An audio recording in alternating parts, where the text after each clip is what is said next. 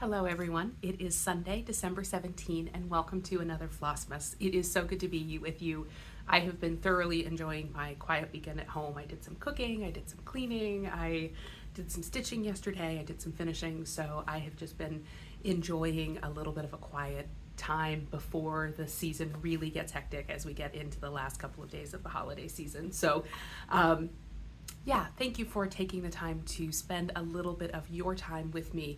Again, I really do appreciate it. And those of you who are coming back every day and commenting and enjoying with me, thank you. It is really wonderful and I appreciate it. So I'm going to do things a little bit differently today because I have a new FFO that I want to show you and I want to talk about it. So I'm going to hold that one till the end. I will say, assuming that it survives the cat, because Doc has decided it's his new play toy, so he is right off screen batting at my FFO, and I was like, I thought that might happen. You'll see why in a minute. So we'll do things just a little bit out of order today. I also wanted to say, somebody sent me in a little bit of a request yesterday about something to talk about for a future episode. I do have a couple of days in which I'm not quite sure yet what I'm going to talk about, so if you also have something that you would like me to share, like me to talk about in one of my episodes, I do have a little bit of space for it, so feel free to just let me know in the comments, and I would be happy to do so. So with that, we will get started for the day. So I will start with the piece that I would like to stitch someday. And this is a piece called Deck the Halls by The Drawn Thread.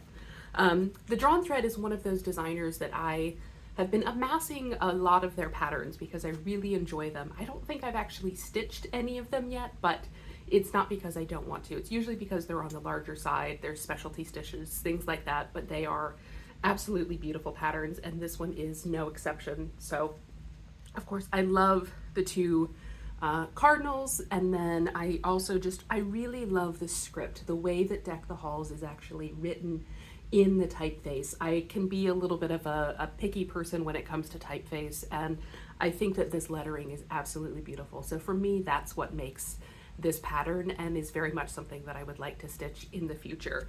I love the idea of having that square piece, so definitely something that will be on my to stitch list in the future. Next, I will show you, of course, our daily advent calendar, and this one is really fun. Kind of just wishing us a happy holidays, Frohes Fest. And I did get to redo the lettering because I had started it half a stitch to the side, and so it was slightly misaligned, and I looked at it and I was like, nope, you can really tell I need to redo that. So it took me a little longer than normal, but still, actually I think still one of my favorite pieces, one of my favorite stamps. So very much something that I enjoy. And today I'm going to be stitching, of course, 18 for our video tomorrow, and then we're going to be on to the last week, the last 6 of these stamps, which I find, I don't know how that's happened. We're already there, but I have just so been enjoying stitching these, working on these. It's been the perfect just a little bit to do every day. And I've already been thinking about, are there other pieces that are kind of comparably small like this that I can continue working on? I really like the fact that I feel like I have a mini finish every day with these, in a way that, you know, maybe doing like a daily thread or something like that doesn't quite give you that feeling of finishing a project. But I have been keeping an eye out. If you have some suggestions, let me know. I don't know, maybe I'll keep working on advent calendars all year. Who knows? But I have been thinking about how to carry through something like this throughout the year as well. All right, and then we have our 2 advent calendars open together. Tom and Lily Creations, of course. And sesame.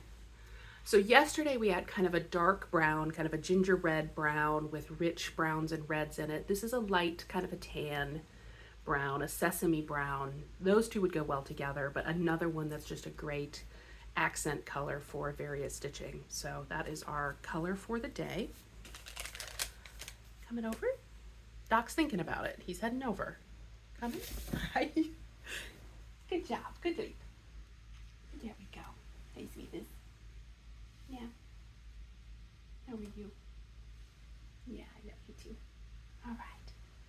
It's like, oh, he really does know that when I sit down and get things set up, it's his time for attention. So he is definitely He's a smart cookie. All right. Oh, historical sampler company. I forgot to say that. It's heavy, so this is interesting. Oh, very good. A pair of travel scissors. Fantastic. I have not gotten into, let me open them correctly. I've not gotten into like fancy scissors because I feel like I already spend enough money on this craft, but I really do love having just an inexpensive but, you know, decent pair of scissors in all of my projects rather than kind of keeping a bag in which everything is. I like to keep a little bit of everything in each of my project bags, so I am always on the lookout for small scissors that I can add to my collection. So that is a fantastic addition. All right, so with that, the last thing that I have to show you, and this is going to be sort of our extra content for the day as well, is my latest FFO. So if you follow me on Instagram or if you're a regular viewer, you know that I recently finished a scrappy advent calendar. This was something from Rico Designs, and I purposefully used scrap pieces of fabric, leftovers from other projects. And then I picked out just a couple of Christmas colors and stitched them all up and just kind of picked as I went what colors I wanted to use, with which fabrics. And I wasn't quite sure how I was going to finish it. I was thinking maybe advent calendar in a jar. I knew that I wanted to do something kind of very small, little individual medallions.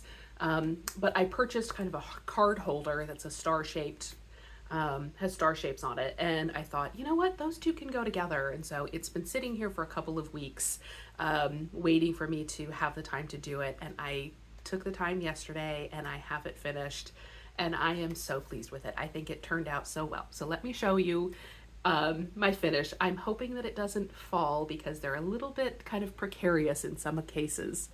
Let's see.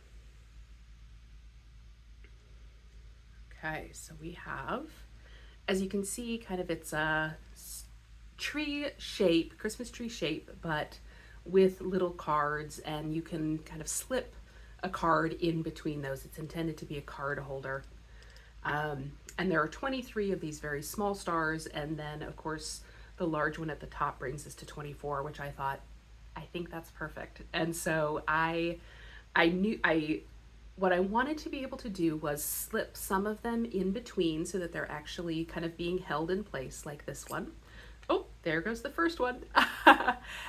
Some of them I hung in front, some of them I hung behind, so you actually see them through the stars, such as in this case. And I did put just a small hanger on each of them using pearl cotton because I knew that I wanted to hang at least some of them here. And I wanted to leave it open in case this idea didn't really work out, or if I wanted to hang it on something else in the future. I wanted to be able to have something that was versatile enough that I could do a lot of different displays with it depending on how I wanted to use that in the future. So I really wasn't quite sure how it's going to work, but I think it looks so well. And I think the fact that it is scrappy gives you a little bit of texture in the same way that displaying them, some hung before, hung behind, kind of tucked inside. I think that that also adds to the scrappy element. I did decide to put 24 at the top, although of course you could put them in any order that you want to. Even if I use this same display next year, I can switch them around. So I really am I'm thrilled with how this turned out. I'm planning to put this on my dining room table, which is in the sunroom, kind of in the midst of the Marks and Spencer light up tins that I have. I think it'll just fit right there. That table is off limits to the cats, but they don't like that, and I'm a little worried this is going to prove to be an attractive nuisance, but we'll see how it goes. But that's the idea, and if not, it can go somewhere else in the house. But that is kind of the overall look at it. I did want to talk just momentarily about kind of how I chose to finish them. I'm trying to decide where to put this. We'll see.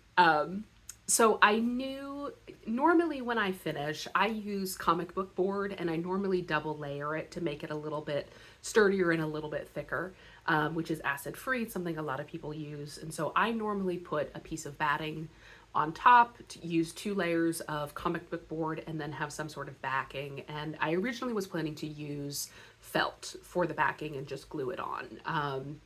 but I knew I was working with kind of a limited space within which to slide these pieces. And so I wanted them to be basically as thin as possible so that I wasn't kind of overstuffing the space that was available and making sure that they could fit.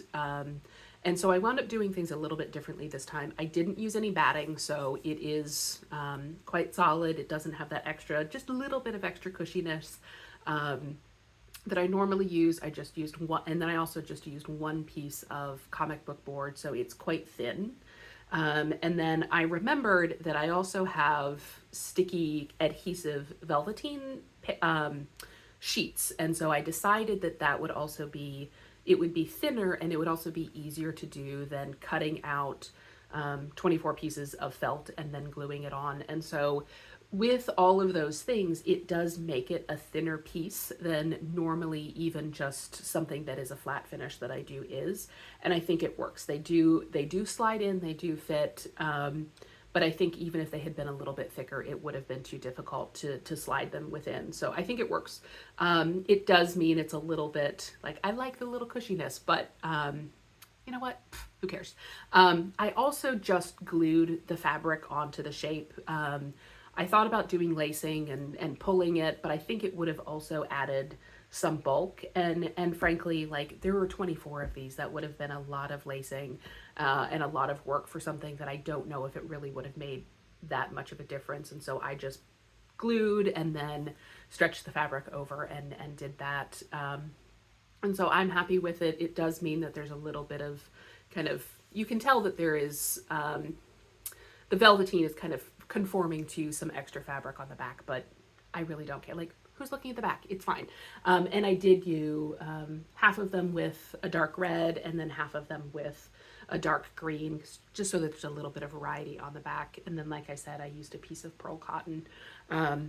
But I think it was a very successful finish. It was not a difficult finish at all. It was quite easy to do. It was just repetitious because you had to do 24 of every single step. And so I have one of those little craft sheets that has circles of all kinds of different sizes. And so I just figured out one that was kind of the closest, traced that on the comic book board, traced it on the velveteen. And then I also I've cut out all of these things. And so it just was lots of little steps to go along the way, and then kind of cutting everything out just kind of roughly. So it was a little bit repetitious, but like I said, not difficult in any way. And I think it turned out to be really, really cute. So that is my latest FFO. Gonna get it up and have it on my display. Doc is over here exploring and about to knock the ball off. So it will be on my display for this year, and moving forward, it's something that I can pull out. And of course, because they're so thin and I can detach them, they'll be very easy to store. There went one right there. They'll be very easy to store and pull out, and very versatile because I can use them in a variety of ways in the future. So that is my latest FFO, is my scrappy advent calendar, and I hope you enjoyed, and I hope that you all have a wonderful day, and I will see you all tomorrow. Goodbye, everybody.